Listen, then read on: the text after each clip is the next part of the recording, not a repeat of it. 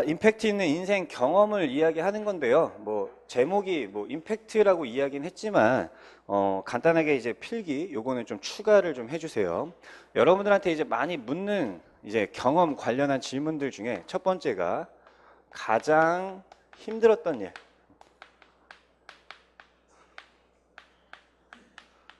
관련해서 가장 슬펐던 일,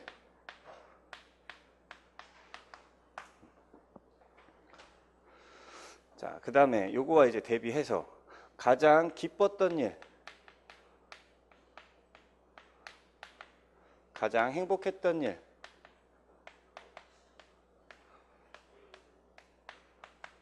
가장 보람찬 일, 보람된 일,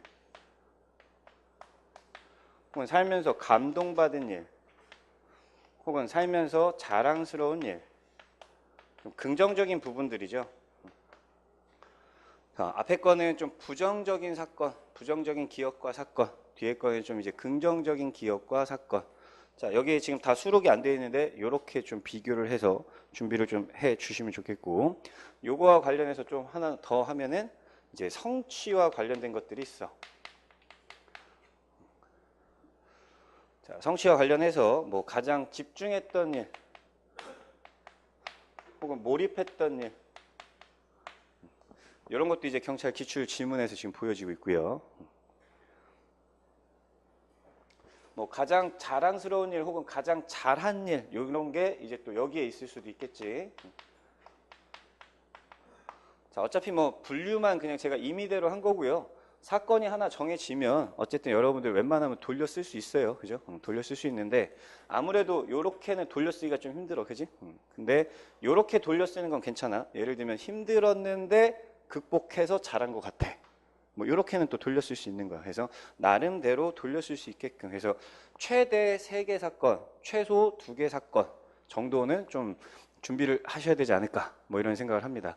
자, 근데 보통 힘들었던 일 하면은 여러분들 보통 일반적으로 수험 생활 많이 이야기하거든. 근데 수험 생활은 좀 일단 배제. 특히 경찰 추가 질문으로 그냥 항상 물어봐요. 뭐 힘들었던 때 언제냐? 그럼 수험생활 뭐 준비하면서 어쩌고 저쩌고 뭐 그 얘기하면은 또 물어봐 면접관이 수험생활 말고 또 힘들었던 거 얘기해봐 이렇게 또 물어보거든. 어차피 그러니까 처음부터 그냥 얘기 안 하는 게 좋아. 그래서 수험생활 말고 좀 정리를 해보라는 거죠. 특히 또 슬펐던 일 같은 경우에는 아무래도 조금 뭐 지인분들 혹은 이제 가깝게는 가족분들의 어떤 이제 뭐 돌아가시는 소식 같은 게 이제 아마 많이 있을 수 있습니다. 그런 부분에서는 솔직하게 이야기하셔도 좋습니다. 솔직하게. 그래서 뭐 저도 개인적인 일이겠지만 뭐 저 같은 경우에도 부모님이 좀 일찍 돌아가셨어요. 20대 때. 뭐 그때 한참 이제 사법고시 준비한다고 막 공부할 때인데 많이 힘들었었고, 그리고 또 20대 때는 왜 이렇게 가난했는지 몰라요. 통장에 뭐 잔고도 하나도 없고 재산도 없고 그래서 많이 이제 힘들었던 일이 있습니다. 문제는 뭐냐면 그 힘들었던 걸 그냥 힘들었다 혹은 슬펐다로 치부하지 마시고 여기에는 당연히 뭐가 들어가야 되냐면 본인이 어떻게 극복을 했냐는 거야. 극복 자세를 보자는 거야. 동정을 사자고 하는 게 아니야. 그리고 제가 이제 조금 좀 삼자적으로 떨어져서 보면 부모님이 돌아가시고 할머니가 돌아가신다. 누구에게나 있는 일이야. 맞죠? 살면서 누구나 겪을 수 있는 일, 예외 없이 겪을 수 있는 일이야. 그러니까 그런 부분들보다는 좀 다른 부분으로 이야기하는 게 좋지 않을까. 혹은 제가 개별 면담 통해서 이제 들었을 때 뭐 그런 분들도 있어요. 친구가 이제 가까운 친구가 이제 죽었던 사망했던 이제 소식 같은 거. 저도 고등학교 시절에 이제 친구가 사망했던 사건이 있었는데 오토바이를 안 타요. 그 친구 뭐 덕이죠. 어떻게 보면은 그 오토바이를 타다 이제 사망했던 이제 그런 일이 있었는데 여러 가지. 그러면 이제 그런 부분들 뭐 어쩔 수 없어. 그 친구한테는 뭐 미안할지 고마울지 모르겠지만 써먹을 수 있으면 면접 답변으로 써 먹어야 돼. 그래서 그런 부분들의 사건들을 개별적으로 좀 한번 잘 준비를 해 보시라는 거. 근데 다시 한번 얘기하지만 어떻게 극복했냐? 그리고 어떤 삶의 태도를 가지게 됐냐? 역시 마찬가지 가치관이야. 삶의 태도.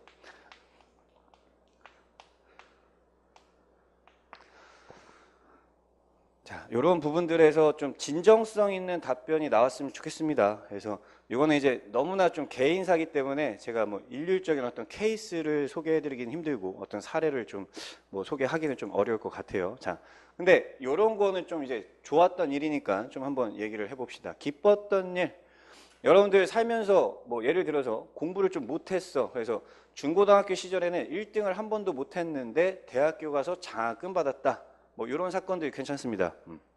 왜냐하면 일단 기본적으로 우리는 부모님과의 관계에 있어서 대학교 때까지는 신분이 뭐지? 학생이라는 신분. 학생의 신분에서 가장 잘하는 일은 공부죠. 그러니까 장학금 받으신 분들은 장학금 이제 혹은 수상 경력 있으신 분들은 마찬가지 수상 경력에 관한 일들을 이야기해 주시면 좋겠고, 아니면은 또 사소하게 이런 것도 있을 수 있어. 아까 이야기했던 국토대장정 같은 거, 뭐 300km 완주 뭐 이런 것도 있을 수 있고, 아니면 마라톤 취미이신 분들도 있거든. 그래서 마라톤 뭐 하프 마라톤 완주 뭐 이런 것도 뭐 써먹을 수 있으면 좋을 것 같고요. 그래서 등등등등 또 있을 거고. 감동 같은 거는 너무 큰 감동, 뭐 이렇게 찾아내려고 하면 또 너무 큰 감동 없어요.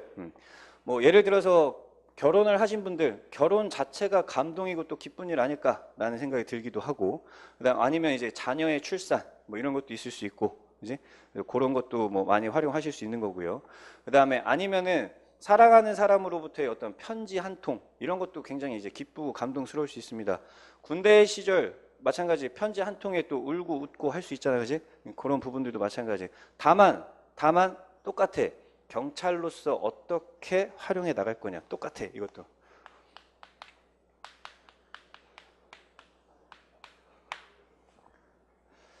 자, 여러분들 어떤 관점에 있어서 오늘 꼭 하나 기억을 해 주실 만한 거, 경찰로서 그러면 우리는 보통 일반적으로 상대를 누구를 떠올리냐면 민원인 혹은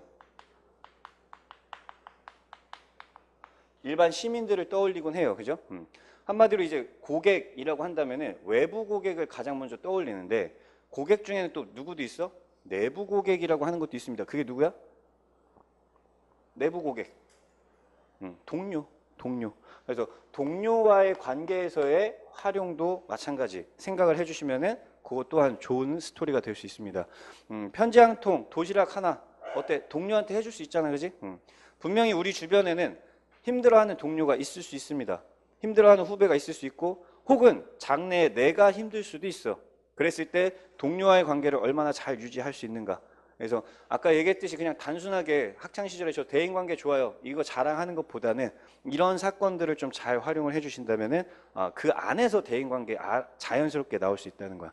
그래서 그런 부분들도 좀 같이 생각을 해보고. 자랑스러운 일, 혹시 여기서 용감한 시민상 받으신 분 있어요?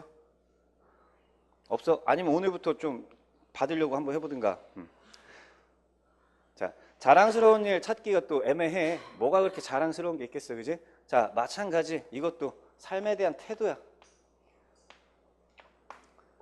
스스로 자랑스러움을 느끼면 돼. 오늘 쓰레기 한번 주웠어. 오늘 뭐 노약자석에 이제 양보를 했어. 버스에서 짐을 한번 들어줬어.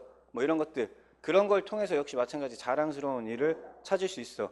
그래서 예를 들면 이런 것도 답변 스킬로 활용할 수 있을 거예요. 예를 들어서 야, 본인한테 자랑스러운 일 한번 이야기해봐라.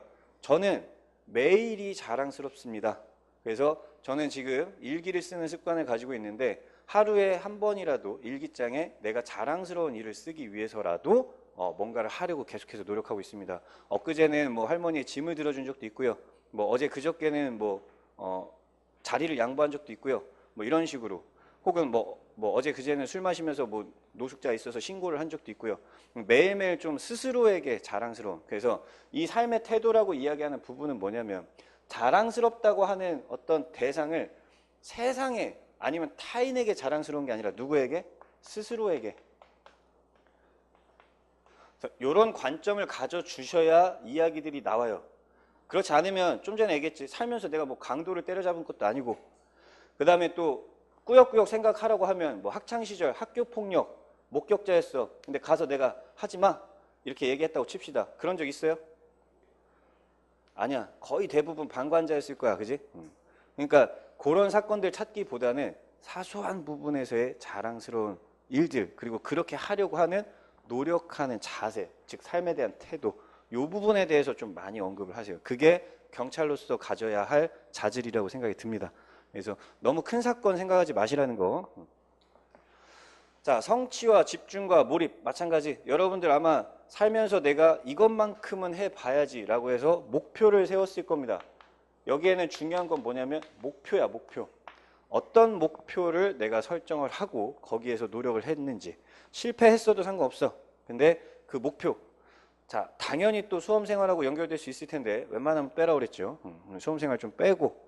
그래서 어떤 목표? 그럼 똑같아 아까처럼 뭐 국토대장정, 마라톤 아니면 뭐 다른 거 아니면 여러분들 가산점에 있어서 어떤 자격증 취득이라든가 아니면 뭐 무도 단증 같은 거 등등등등 있을 거야.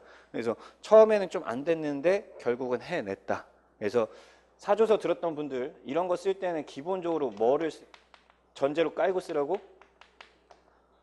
실패를 전제로 깔고 쓰라고. 그래야 이야기가 잘 나올 수 있어. 그냥 잘했다 이렇게 얘기하기 힘들어. 뭐 예를 들어서 대형 1종 면허를 딴다. 이것도 마찬가지 몰입을 할 수 있는 거야. 근데 어떻게 4번이나 떨어졌어. 그러면서 이제 이야기하는 거죠. 왜냐하면 대형 면허 같은 경우에 뭐 연습할 기회가 많이 없잖아. 그죠? 그러니까 그런 부분에서도 좀 자기 스스로 몰입했던 집중했던 사건들이 또 있을 겁니다. 그래서 이렇게 좀 한번 경험을 한 3파트 정도로 좀 구성을 해 놓으신다면은 면접장 가서 어떤 사건을 물어보든 간에 좀 이야기를 해볼 만하다라고 하는 거고요. 또 하나는 아까 얘기했듯이 삶의 가치관이 바뀐 인생에 있어서의 터닝 포인트. 이거는 뭐랑 좀 같이 활용할 수 있냐면 아까 존경하는 선생님 있죠? 존경하는 선생님과의 관계에서 선생님으로부터 가르침 받은 거 그대로 활용할 수 있고요. 아니면 또 여러분들 터닝 포인트 일반적으로 아까 직장 생활을 하고 있다가 그만두고 나왔어. 그런 부분에서도 터닝 포인트가 있었을 거야 분명히. 그래서 그런 거 계속 이제 확인하시고 혹은 경찰의 지원 동기로서도 마찬가지 터닝 포인트 사건이 또 마찬가지 연결이 될 수 있을 겁니다. 그러니까 뭐 제가 볼 때는 새로운 거를 찾기보다는 있는 것 중에 활용하는 게 좋습니다. 터닝 포인트는. 자, 그런 일들을 좀 한번 잘 만들어 보자. 그러면 제가 볼 때는 뭐 인생 경험은 충분히 될 수 있고